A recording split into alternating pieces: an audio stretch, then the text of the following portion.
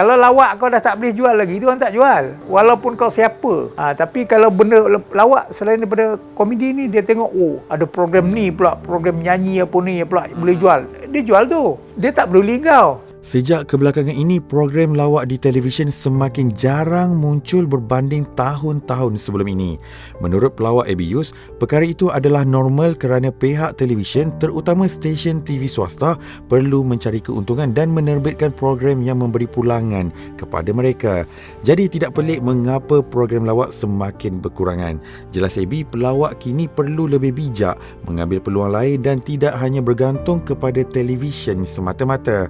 Abi juga menegaskan keadaan industri lawak yang umpama roda memang berlaku dan pelawak harus adaptasi dengan perubahan zaman.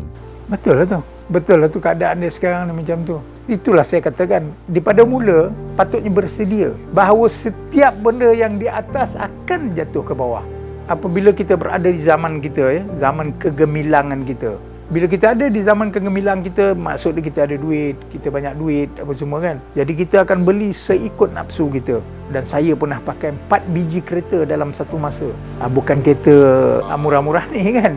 Pernah pakai. Bila keadaan itu berlaku, kita dah mula kita rasa macam kita ni tak jatuh lah. Maksudnya begitulah. Tapi tengok hari ini, saya menyimpan barang-barang, bukan menyimpan, saya beli barang-barang tu dalam masa 15 tahun baru dapat macam tu. Tetapi Allah tarik, tak sampai setahun. 4 biji. Kemudian dulu restoran ada kan, restoran semua habis dalam masa setahun. Saya harap itu dapat jadi pengajaran kepada pelawak-pelawak hari ini, adik-adik saya yang ada masih lagi dalam industri ini. Tapi alhamdulillah saya tengok banyak pelawak-pelawak hari ini, dia orang dah bersedia, dia orang ada buka restoran, dia orang ada buat bisnes apa untuk ni kan. Ada yang menyorakan yang TV kan susah nak dapat semua kan. Abang rasa stesen TV pun perlukan satu, orang kata tu, inisiatif yang untuk membantu pelawak-pelawak ni juga ke, ataupun macam mana? Sebenarnya memanglah, tetapi kita kena ingat, kecuali kalau RTM dia kena ada rasa begitulah kan. Tapi kalau swasta, dia orang pentingkan mana yang boleh jual. Kalau lawak kau dah tak boleh jual lagi, dia orang tak jual. Walaupun kau siapa. Tapi kalau benda lawak selain daripada komedi ni, dia tengok, oh ada program ni pula, program nyanyi apa ni pula boleh jual. Dia jual tu. Dia tak peduli kau. Tapi lain daripada RTM, dia orang ni kerajaan. Bila kerajaan ni dia ada dia punya pelawak, tapi dia orang tak boleh buat macam swasta untuk nak bagi program pelawak gitu, sebab dia orang kerajaan punya ni channel. Jadi dia orang lebih kepada info apa semua kan.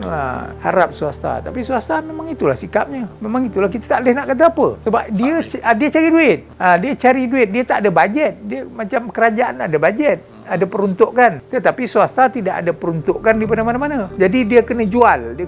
Benda yang dia boleh jual, dia jual. Tak boleh, walaupun kau siapa, dia tak jual. Akhir katalah bang, mungkin daripada abang, harapan abang untuk pelawak-pelawak muda ni, supaya jangan nak tunggu orang kata tu stesen TV je memberikan job dan sebagainya, tapi carilah saluran-saluran lain dengan usaha, insyaAllah Allah tu akan bantu. Dia orang bakat dia orang besar-besar. Dan pelawak-pelawak sekarang bukan macam pelawak-pelawak zaman saya. Pelawak-pelawak sekarang ada pelawak-pelawak yang educated, kan? Ada ilmu. Jadi sebenarnya bila kita pelawak-pelawak ada ilmu ni, kita jangan fokus kepada situ je. Satu cara saja kan. Macam zaman saya dulu memanglah kita tak ada ilmu. Kata orang tak educated. Tapi sekarang ni kebanyakan dia orang cerdik-cerdik. Pasti ada banyak idea kan.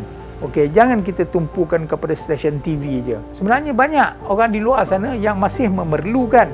Contohnya, kalau dinner show, orang kahwin lah kata kan. Semua ni kalau kita tahu nak set up macam mana kita nak bakat kita tu balik teruskan, maknanya boleh je. Macam dinner dia orang masih pakai pelawak. MC sambil komedi ada banyak. Memang saya dulu, sekarang ni tahun ni je saya tak larat dengan tahun lepas. Sebelum ni setiap tahun bulan 12 tu, kadang-kadang seminggu je yang saya tak ada job.